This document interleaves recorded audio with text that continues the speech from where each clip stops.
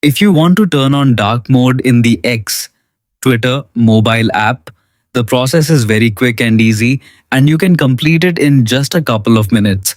Dark mode is useful because it makes the screen easier on your eyes, especially at night, and it can also help reduce battery usage on some devices.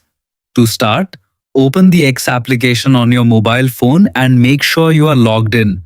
Once you are on the main home screen, look at the top left corner and tap on your profile picture. This will open a side menu where you can access different settings of your account.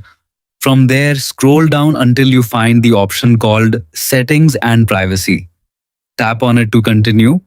In some versions of the app, you may first need to open Settings and Support before reaching the full settings page. So don't worry if it looks slightly different.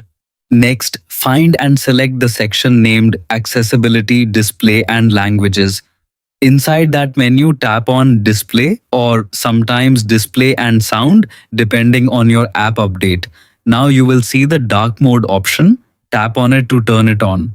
After that, you can choose between two styles.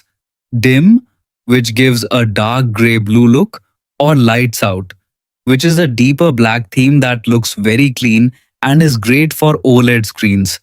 Once you select your preferred option, simply exit the settings.